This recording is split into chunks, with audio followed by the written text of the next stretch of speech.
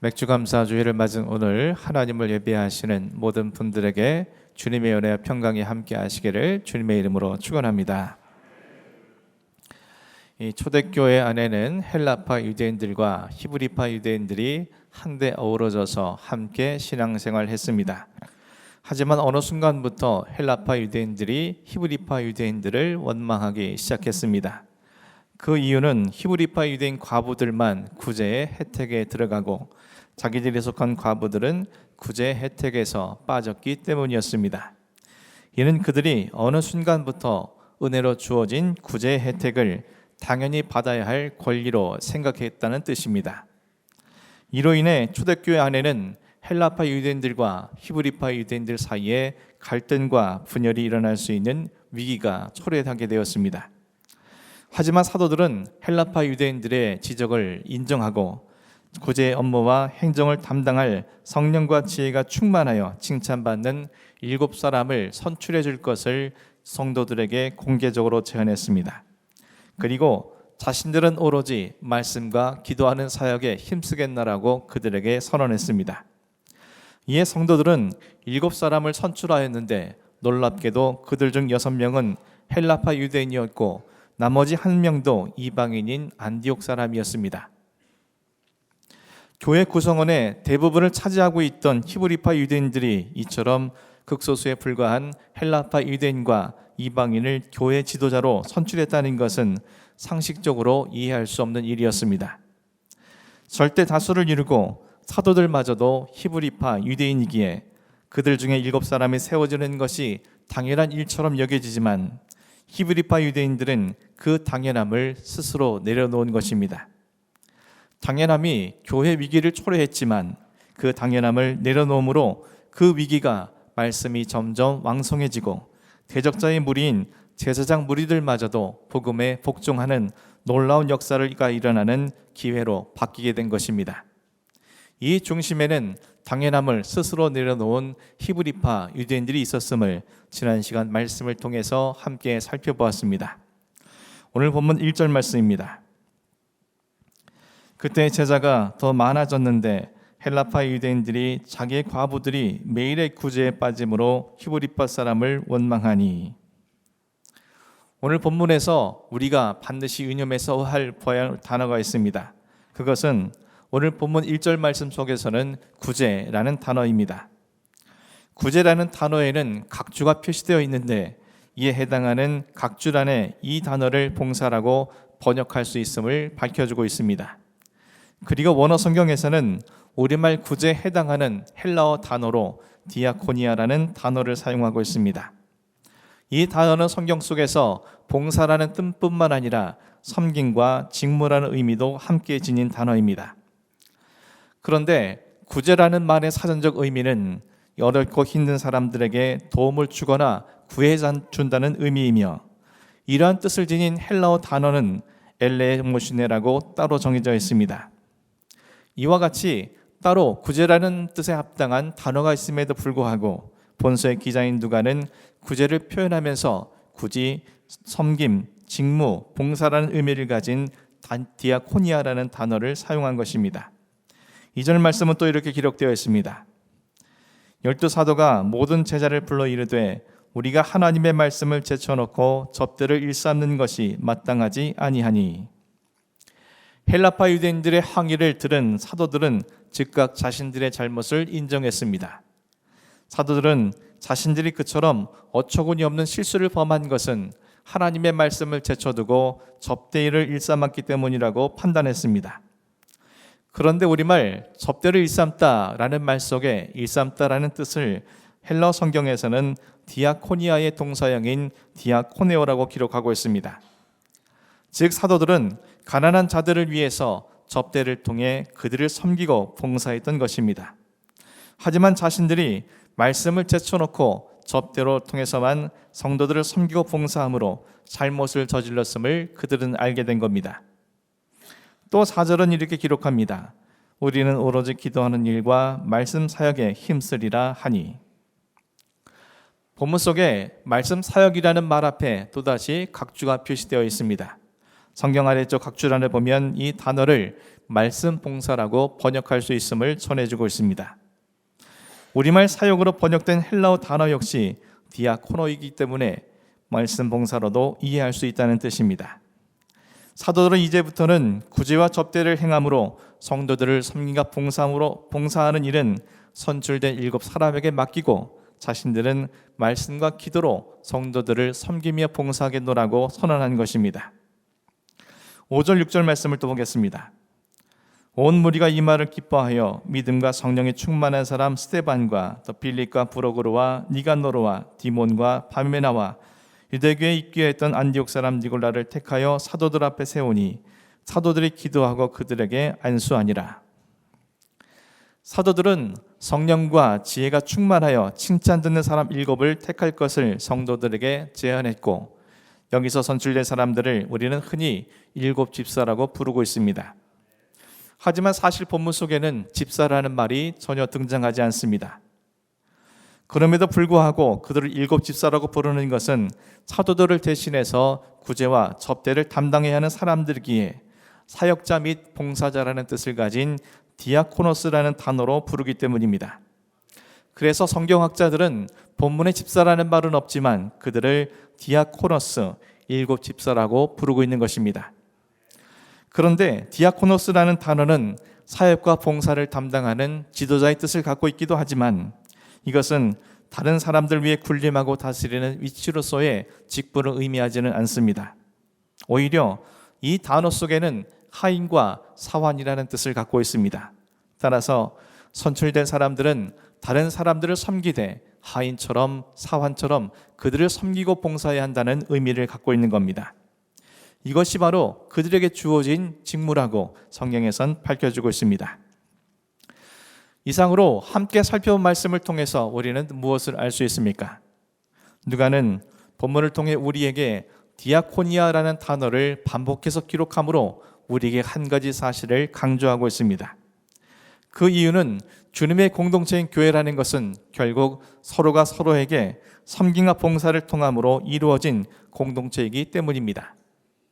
뿐만 아니라 본문 속에서 누가는 구제라는 말도 디아코니아라는 단어를 사용하였고 접대를 일삼다라는 말도 같은 단어의 동사형인 디아코네오를 사용하고 있으며 사도들이 집중하려는 말씀과 기도의 사역도 디아코니아라고 기록을 하고 있습니다.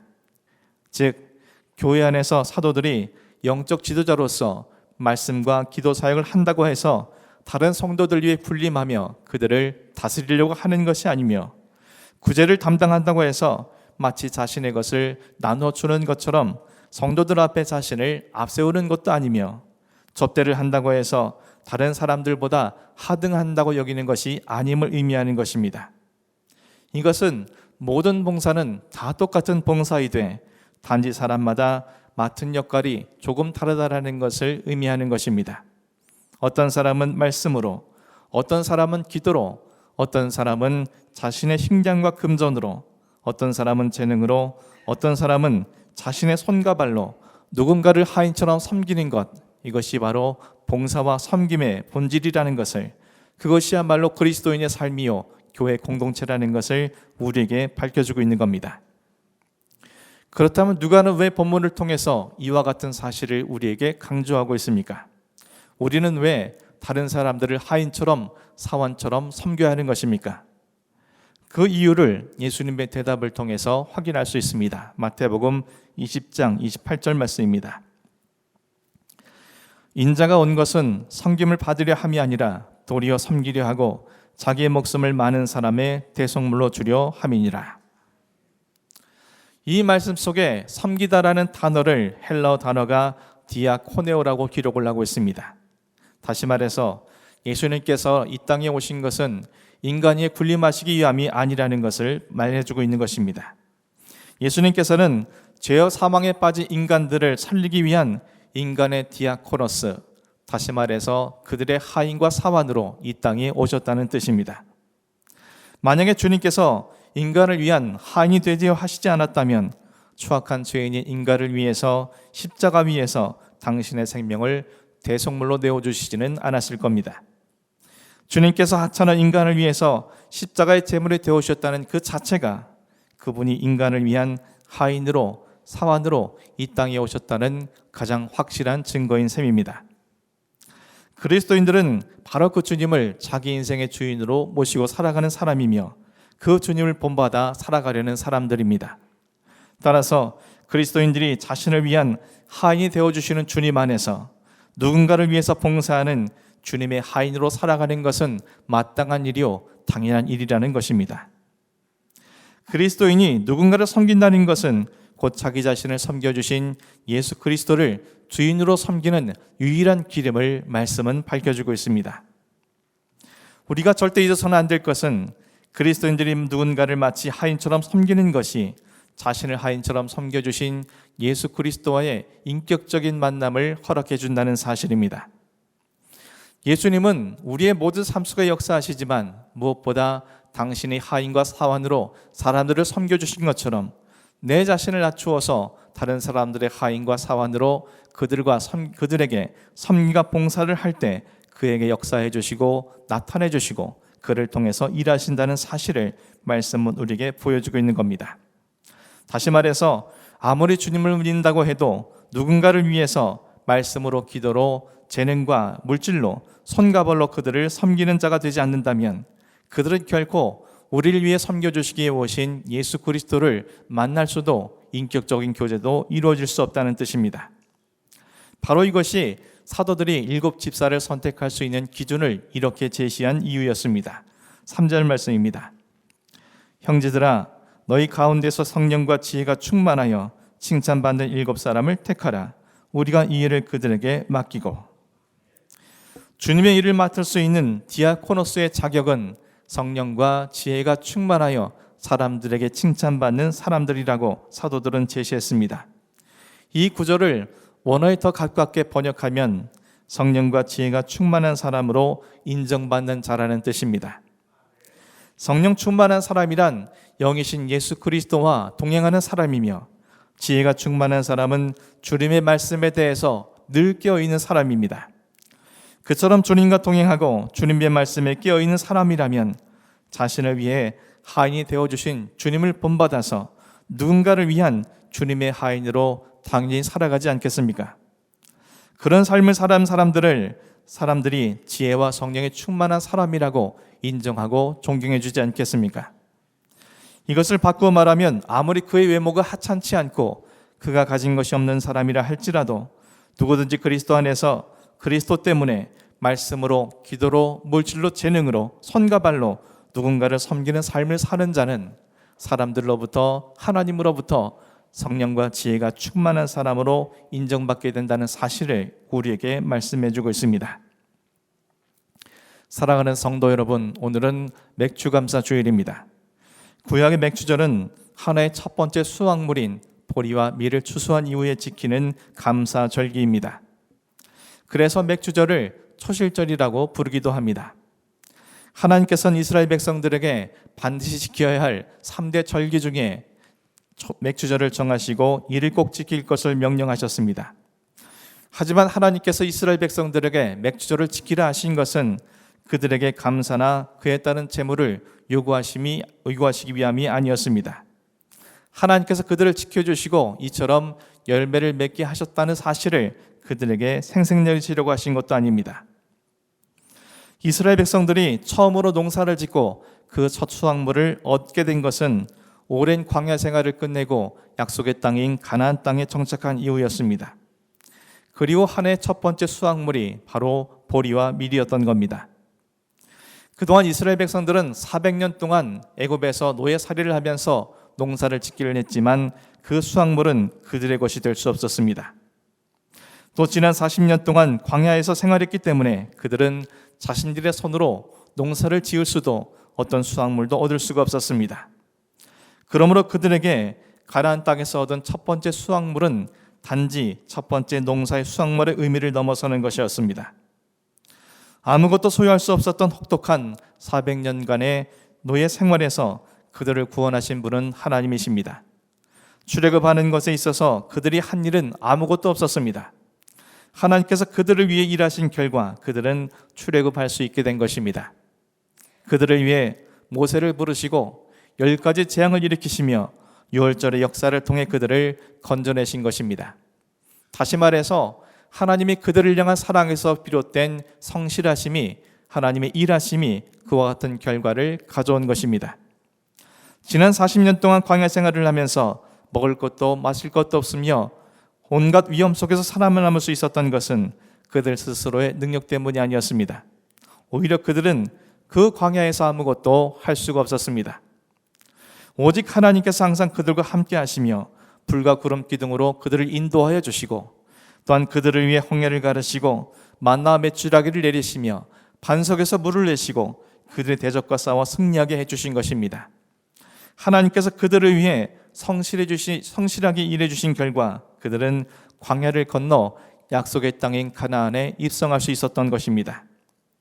이는 마치 예수님께서 죄인인 우리를 섬기시기 위해 하인이 되어주신 것처럼 하나님께서 당신의 백성들을 살리시기 위하여 그들을 위해 하인처럼 일하시고 그들을 섬겨주신 결과였던 것입니다.